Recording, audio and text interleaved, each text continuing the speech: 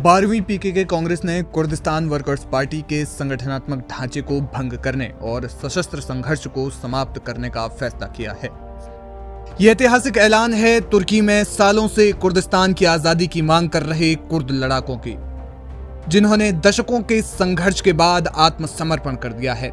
इसे तुर्की और तुर्की के सदर रजब तैयब एर्दोआन के लिए एक बड़ी जीत मानी जा रही है। कुर्दों ने अपने विघटन का ऐलान किया और कहा कि वे 4 दशकों से चल रहे अपने खूनी विद्रोह का अंत कर रहे हैं।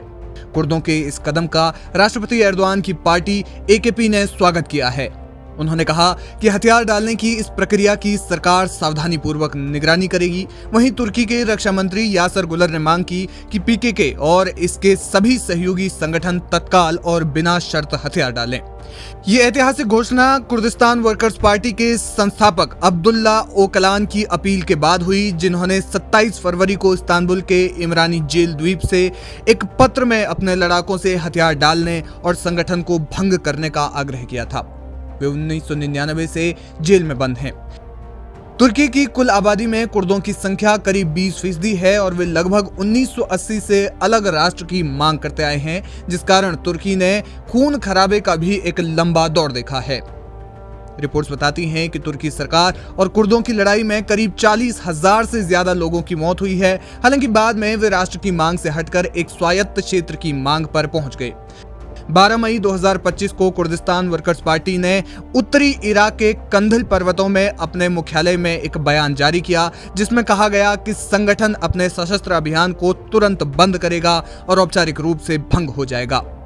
ये घोषणा 5 से 7 मई को हुए PKK के 12वें कांग्रेस के बाद आई, जिसमें संगठन ने अपने नेता अब्दुल्ला ओजालान की फरवरी 2025 की अपील को लागू करने का फैसला किया।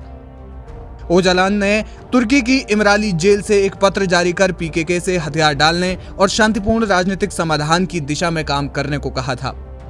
PKK की स्थापना 1978 में अब्दुल्ला ओजालान ने की थी, जिसका मकसद शुरू में तुर्की, इराक और सीरिया के साथ ईरान में कुर्द बहुल क्षेत्रों में एक स्वतंत्र कुर्द राज्य की स्थापना करना था।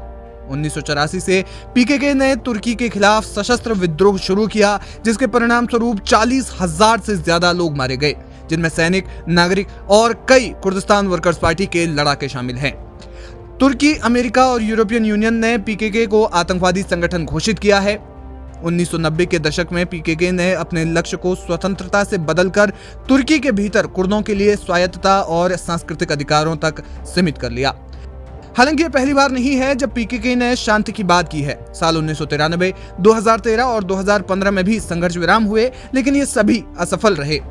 इस बार ओजालान की अपील और तुर्की सरकार की सकारात्मक प्रतिक्रिया ने उम्मीद जगाई है। अब सवाल ये है कि कुर्दों ने 4 दशकों के संघर्ष के बाद हथियार क्यों डाले? कुर्दिस्तान वर्कर्स पार्टी के इस फैसले के पीछे कई कारक हैं। पहला, तुर्की की टेरर मुक्त तुर्की पहल। इसके पीछे राष्ट्रपति रजब तैयब एर्दोगान और उनके सहयोगी MHP नेता देवलेट बहचोली ने इसे समर्थन दिया।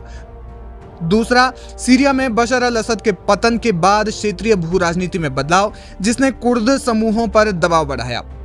तीसरा, ओजालान का प्रभाव, जो जेल में होने के बावजूद PKK पर मजबूत पकड़ रखते हैं। हालांकि ये प्रक्रिया इतनी आसान नहीं होगी। PKK ने हथियार डालने को तुर्की की कुर्द अधिकार नीतियों और ओजालान की रिहाई से जोड़ा है। देखना यह होगा कि ऐतिहासिक रूप से महत्वपूर्ण कुर्दों के इस आत्मसमर्पण पर तुर्की में क्या बदलाव आते हैं।